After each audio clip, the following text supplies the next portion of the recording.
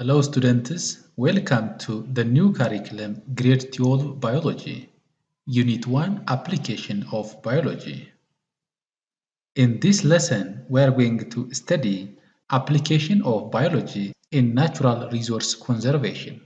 Before that, let us get an overview on application of biology. Biology has numerous applications in our day-to-day life. ይህም ማለት ምን ማለት ነው? ባዮሎጂ በእኛ የዕለት ተዕለት ህይወት ላይ ብዙ ተግባሮች አሉት። ስለ ህይወት የሚያጠና ሳይንስ ስለሆነ since it is a science in charge of studying all living things, it helps us to understand every living things.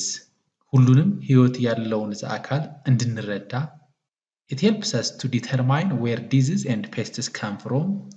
በሽታና ጎጂ ነፍሳቶች ከየት እንደሚመጡ እንድናውቅ እንድንረዳ ያስችለናል ማለት ነው።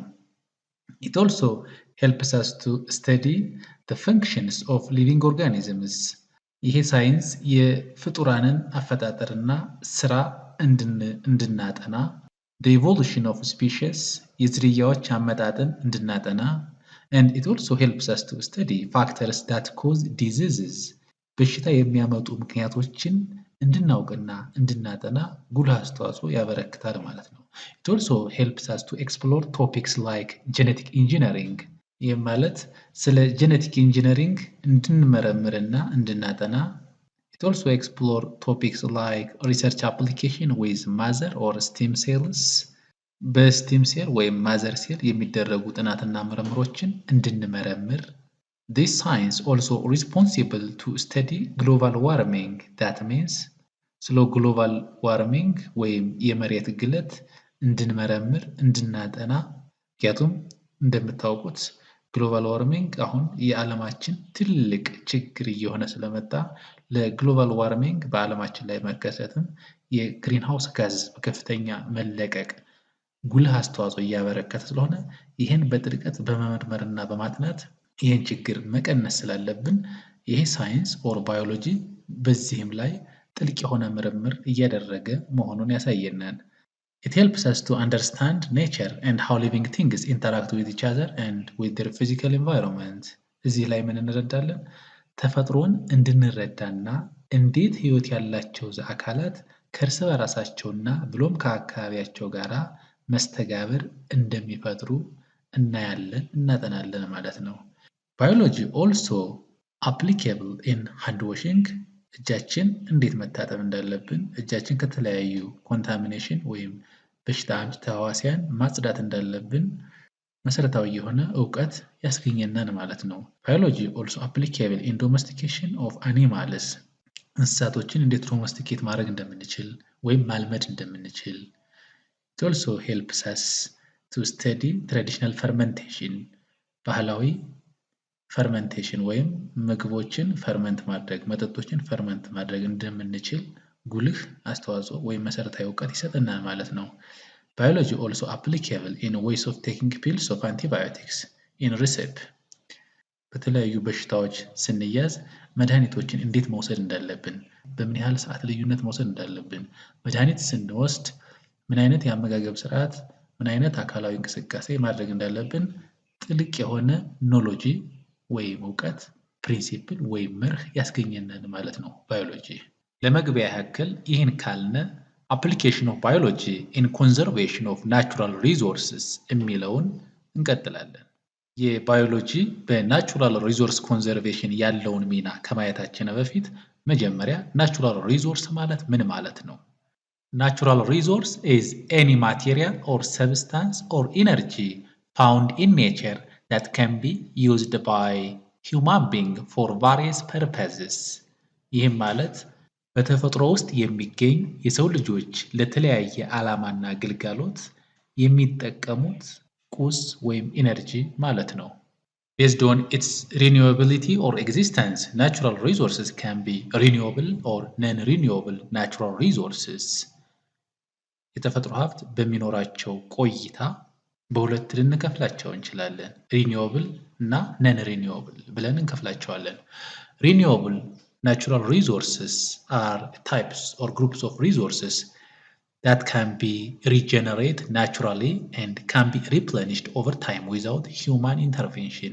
እነዚህ ሪኒዌብል የምንላቸው ናቹራል ሪሶርሶች ያለ ሰው ልጅ ጣልቃ ገብነት በተፈጥሮ ሪፕለስ የሚደረጉ የሚተኩ ማለት ነው።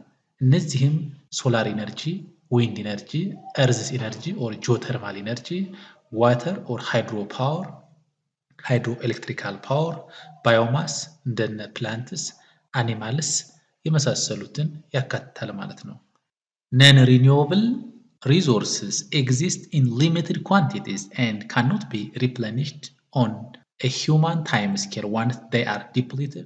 እነዚህ ናቹራል ሪሶርሶች ደግሞ የማይተኩ አንድ ጊዜ ከተጠቀምናቸው በኋላ ያለአግባብ ከተጠቀምናቸው ወይም ካለቁ በኋላ ድጋሚ የማይተኩ ድጋሚ ልናገኛቸው የማንችል የተፈጥሮ ሀብቶቻችን ናቸው ማለት ነው።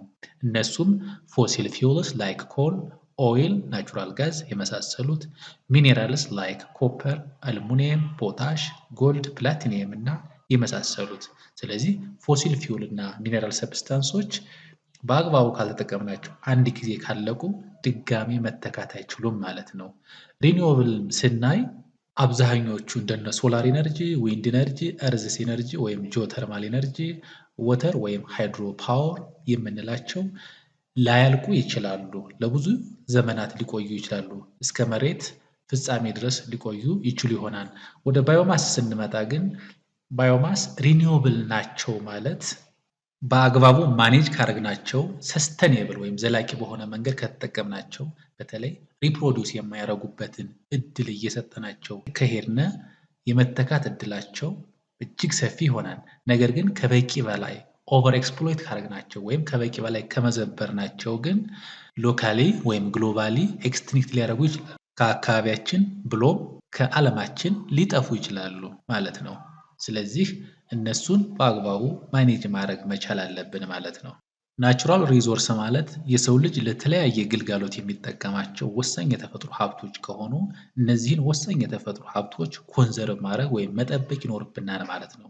ስለዚህ ኮንዘርቬሽን ማለት ምን ማለት ነው? Conservation is a careful maintenance and wise use of natural resources to ensure their sustainability and long-term availability for future generations without disappearing or extinction. ይህ ማለት በአግባቡ ናቹራል ሪሶርሶችን ወይም የተፈጥሮ ሀብቶችን በብልጠት በመጠቀም የተጎዱ ካሉ ደግሞ ሜንቴን እያደረግን ወይም ሪስቶር እያደረግን ዘላቂ በሆነ መንገድ ለቀጣዩ ትውልድ በሚተላለፉበት መንገድ መጠቀም መቻል አለብን ማለት ነው። ይህን ካላደረግን ግን ሎካሊ ወይም ግሎባሊ ከአካባቢያችን ብሎም ከዓለማችን ይጠፉና የምንጠቀማቸው የምንገለገልባቸውን ሪሶርሶች እናጣና እኛ የሰው ልጆች ችግር ላይ እንወድቃለን ማለት ነው። So conservation biology is a mission-oriented science that focuses on how to protect and restore diversity of life on Earth. ለዚህ ኮንዘርቬሽን ኦፍ ባዮሎጂ ትልቅ ተልዕኮ የያዘ ሳይንስ ነው። ምን አይነት ተልዕኮ የያዘ? ህይወት ያላቸው አካላትን ወይም ዳይቨርሲቲ ኦፍ ላይፍን መሬት ላይ እንዴት ፕሮቴክት እናርጋቸው እንዳይጠፉ፣ ሊጠፉ የተቃረቡትን ደግሞ እንዴት ሪስቶር እናርጋቸው የሚሉ ስልቶችና መካኒዝሞችን ለሳይንቲስቶች ለሰው ልጆች እያበረከተ እነሱን የተፈጥሮ ሀብቶቻችን ዘላቂ በሆነ መንገድ እንድንጠቀማቸው ያስችለናል ማለት ነው። One thing we should know here is that biology is a science that provides us principle and knowledge about living organisms. ባዮሎጂ ወይም ስነ ህይወት ማለት ለእኛ መሰረታዊ እውቀት እና መርሆችን የሚያስረዳን የሚያሳየን ስለሆነ የተፈጥሮ ሀብቶች ደግሞ ለእኛ እጅግ በጣም ጠቃሚ መሆናቸውን እንድንረዳ ስለሚያስችለና እነዚህን የተፈጥሮ ሀብቶች በምን አይነት መንገድ ኮንዘርቭ ማድረግ መጠበቅ እንዳለብን ጉልህ አስተዋጽኦ ያበረክትልናል ማለት ነው። Even renewable natural resources can be lost if we do not manage them carefully. ሪኒዌብል የምንላቸው በአግባቡ ማኔጅ አድርገን ካልተጠቀምናቸው ሊጠፉ ይችላሉ።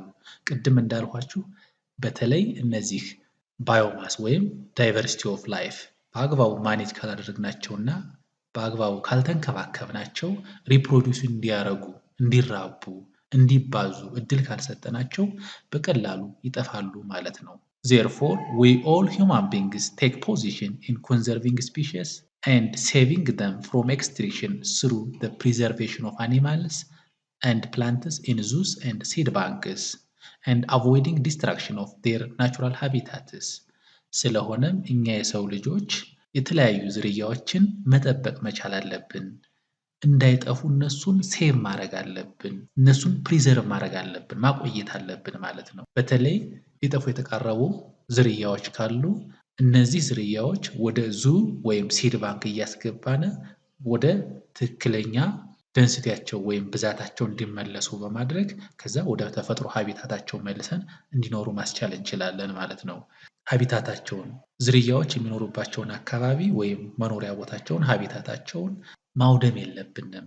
የሚወድሙም ካሉ እንደገና እየጠገነ እያስተካከልን ሪስቶር ማድረግ መቻል አለብን ነው። ይህንን ማድረግ ስንችል ሊቪንግ ኦርጋኒዝሞችን ዘላቂ በሆነ መንገድ ወይም ናቹራል ሪሶርስን ዘላቂ በሆነ መንገድ መጠቀም እንችላለን ማለት ነው።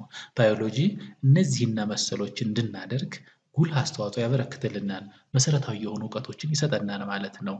To protect our natural resources, we must become more aware of the need for conservation of natural resources.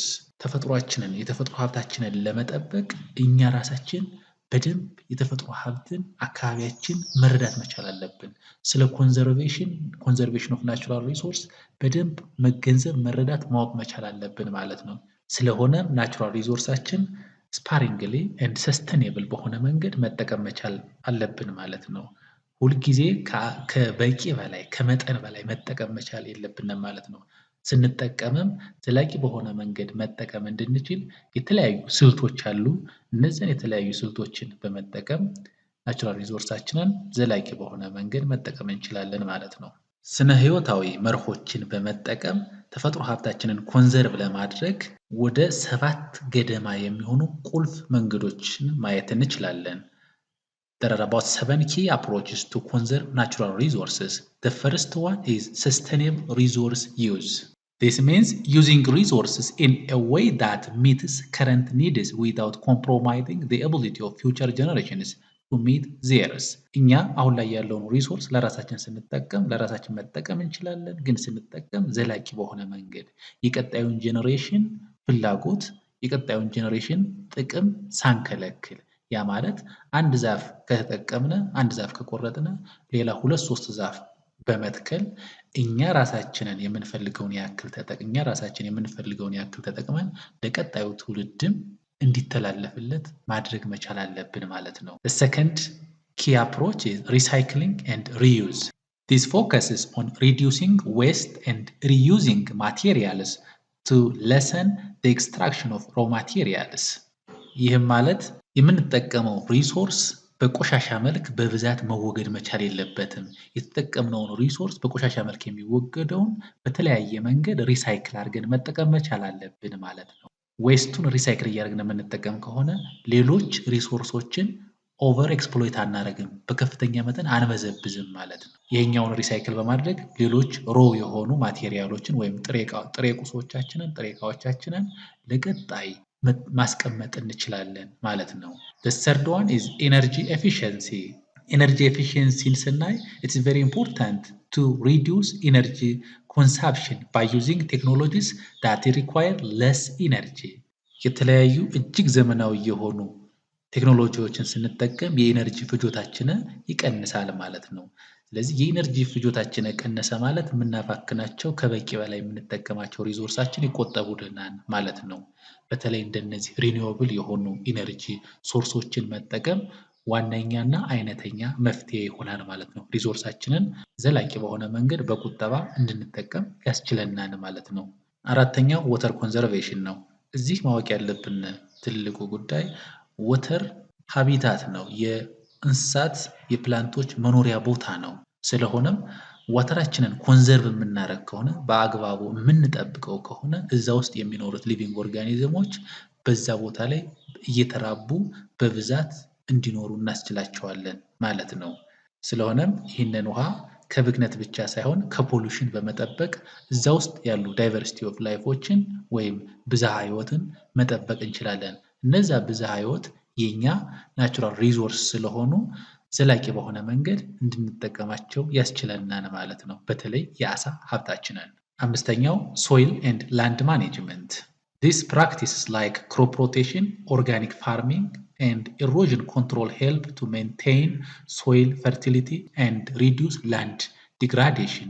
ሶይላችን ወይም ላንዳችንን በስርዓት ማኔጅ ካደረግን ሶይል ፈርቲሊቲው ዘላቂ በሆነ መንገድ እንዲቆይ ካስቻለ እጽዋቶች ብሎም እንስሳቶች በዛ ቦታ ላይ በከፍተኛ ብዛትና ቁጥር እንዲኖሩ አስቻልናቸው ማለት ነው። ይህም ናቹራል ሪሶርሳችንን ቆጠብነ ወይም ሴቭ አረግነ ወይም ፕሮቴክት አደረግነ ማለት ነው። ስድስተኛው ዋይልድ ላይፍ ኤንድ ሃቢታት ኮንዘርቬሽን protecting ecosystems and habitats to preserve biodiversity, which involves establishing wildlife reserves, national parks, and protected areas. ስለዚህ ዋይልድ ላይፍ ወይም የዱር እንስሳቶቻችንን ለመጠበቅ መጀመሪያ ሀቢታታችንን ኮንዘርቭ ማድረግ አለብን። መኖሪያ ቦታቸውን መጠበቅ መቻል አለብን። ልክ ቅድም እንዳልኳችሁ ዋይልድ ላይፍ ሪዘርቭ በማዘጋጀት ናሽናል ፓርክ በማዘጋጀት ወይም ፕሮቴክትድ ኤሪያ ወይም ጥብቅ ኤሪያ በማዘጋጀት ሀቢታቱ ፍራግመንትድ እንዳይሆን እንዳይቆራረስ በማስቻል በዛ ውስጥ የሚኖሩ ህይወት ያላቸው አካላት በብዛት በአይነት እንዲኖሩ እናስችላቸዋለን ማለት ነው። ሰባተኛ ፖሊሽን ኮንትሮል This pollution control reduces air, water and soil pollution by enforcing regulations using cleaner production methods and promoting green technologies. አካባቢያችንን የሚበክሉ ንጥረ ነገሮችን መቆጣጠር መቀነስ መቻል አለብን። አካባቢያችንን የሚበክሉ ንጥረ ነገሮች ወደ አካባቢያችን የምንለቅ ከሆነ አየሩ መሬቱ ውሃው ስለሚበከል በእነዚህ አካባቢዎች የሚኖሩ ብዝሃ ህይወቶች ስለሚጠፉ ወይም በዚህ አካባቢ ያሉ ሊቪንግ ዳይቨርሲቲ ናቹራል ሪሶርሳችን ስለሚጠፋ ስለሚያልቅና ስለሚቀንስ ወይም ስለሚሞቱ ከፍተኛ የሆነ የሪሶርስ ብክነት ስለሚያጋጥመን እነዚህን ፖሉሽን በመቆጣጠር ዳይቨርሲቲ ኦፍ ላይፋችንን ፍሎሪሽ እንዲሆን ማስቻል አለብን ማለት ነው። በተለይ ፖሉሽን ኤር ፖሉሽን ላይ የግሪን ሃውስ ጋዝ ልቀት በአትሞስፌሩ እየጨመረ የሚመጣ ከሆነ የመሬት ግለት ወይም ግሎባል ዋርሚንግ ስለሚከሰት ይሄ የመሬት ግለት ወይም ግሎባል ዋርሚንግ ደግሞ እንደምናውቀው ከፍተኛ ሙቀትን በማስከተል ህይወት ያላቸው አካላት እንዲጠፉ እንዲሞቱ ጉልህ አስተዋጽኦ ስለሚያበረክት ፖሉሽን ኮንትሮል ቴክኒካችን one of the main key approaches to conserve natural resources